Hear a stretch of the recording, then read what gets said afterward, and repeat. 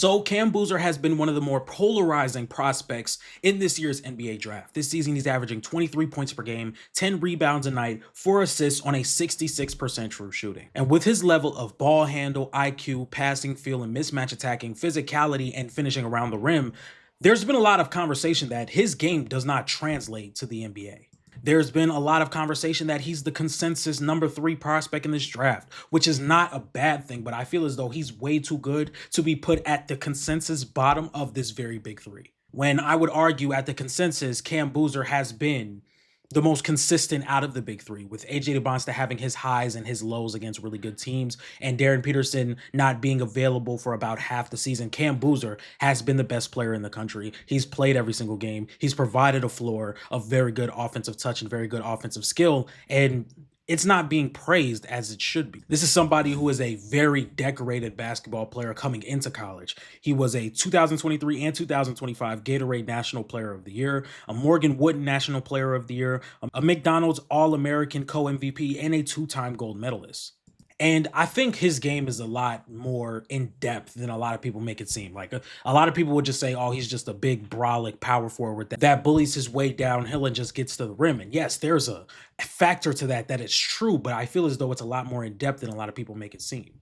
And I also think that Cam Boozer isn't like a traditional power forward. Like a lot of people would say, oh, Cam Boozer can just go to the Wizards because he can play pick and roll with Trae Young.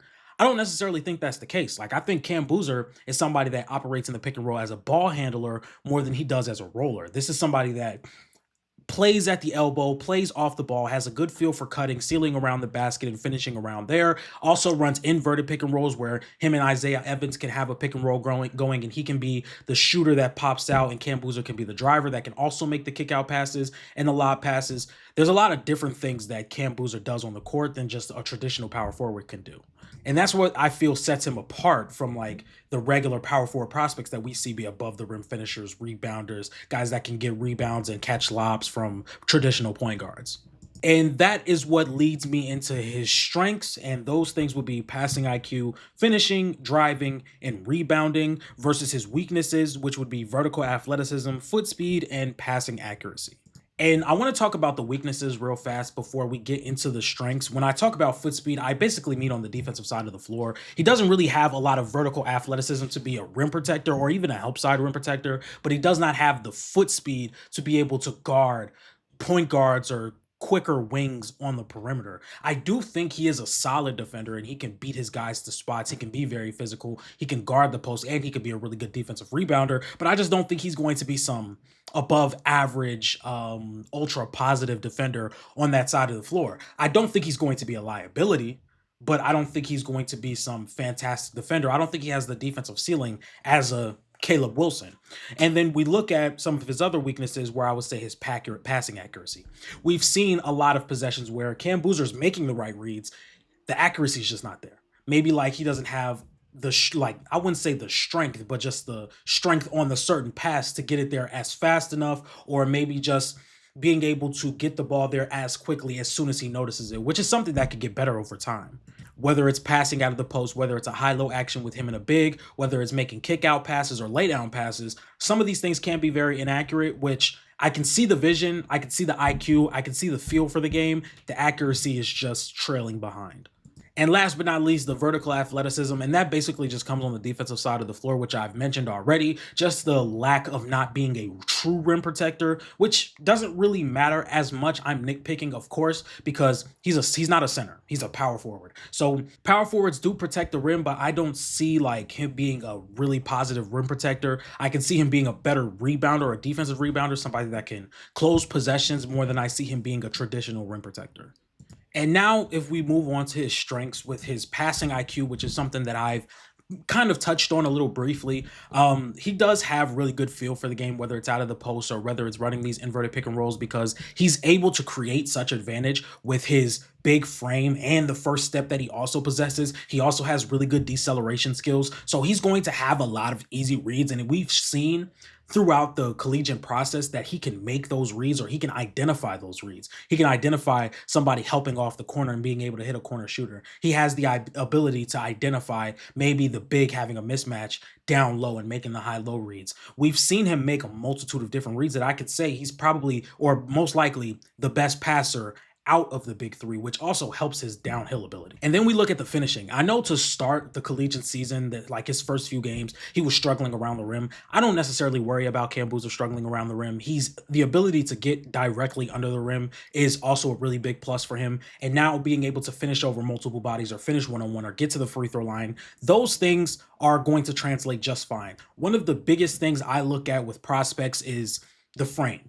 Like, how much is your NBA body ready for the NBA? Like, how much is your body really ready for the NBA? Like, do you have the weight? Do you have the size? Do you have the speed? Do you have the athleticism? Because all that stuff takes a step up once you go to the NBA.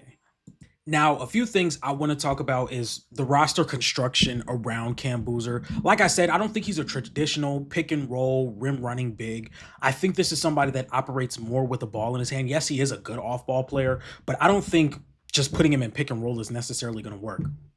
And this is why I don't like the fit with Trae Young in the Washington Wizards, because when you go get Trae Young and you have a defensive line, well, they already have Anthony Davis and Alex Sarr, but even for the future, I don't love that fit in Washington. When you already have a ball dominant guard like Trae Young, and you're saying, okay, we're gonna move Trae off the ball for Cam Boozer, I just don't think it does a service when you have a defensive liability to the level of Trae Young and you're not maxing out every offensive possession that he has on the floor to kind of get back that value you're losing as a defender. And with Cam Boozer, I would much rather see him operate as the ball handler in pick and roll and getting screens from more shooters. And this is why I like the fit with him in Charlotte a lot more. Charlotte runs a lot of guard-to-guard screens. You'll see LaMelo getting a screen from Con Knipple. You'll see LaMelo getting a screen from Brandon Miller. And I think both of those guys are good enough to set screens for Cam Boozer. Now, obviously, Charlotte might end up making the playoffs, but if they don't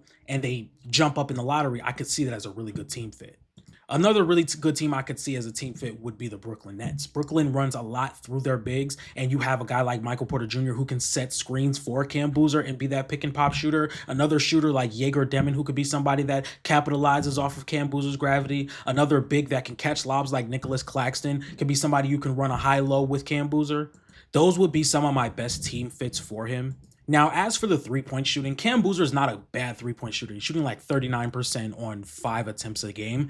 I just don't want to see him shooting as much threes. Like, I don't want him to become a 6 or 7 3-point attempt a night type of guy. Like right now where he's at, 4, maybe 5 3-point shots, good. If he gets a lot of wide open looks, even better. But I'm pretty sure defenses would rather Cam Boozer shoot from the 3-point line than him necessarily getting downhill consistently and keep putting that pressure on the defense. So I don't ever want to see Cam Boozer fall into that. I'm taking 6 3-pointers a night, maybe 4, 3, 5, continuing to get to the free throw line is something I would love to see from him as well. All in all, I think we're overthinking Cam Boozer.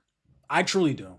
I truly do. When you have a 6'10 power forward that can dribble the ball, has an immaculate first step, can knock down shots from 3, can rebound, can pass, is a solid defender, like, I don't think he's as bad as a defender as a lot of people make it seem. He's not a world beater. He's not somebody that's fantastic, but he's a positive on that side of the floor. I truly do think we're overthinking Cam Boozer. Like, I think if you have him at number 1, you have a clear argument, and in my opinion, a better argument than you would AJ DeBonsta. That was such an unnecessary AJ stray. I apologize.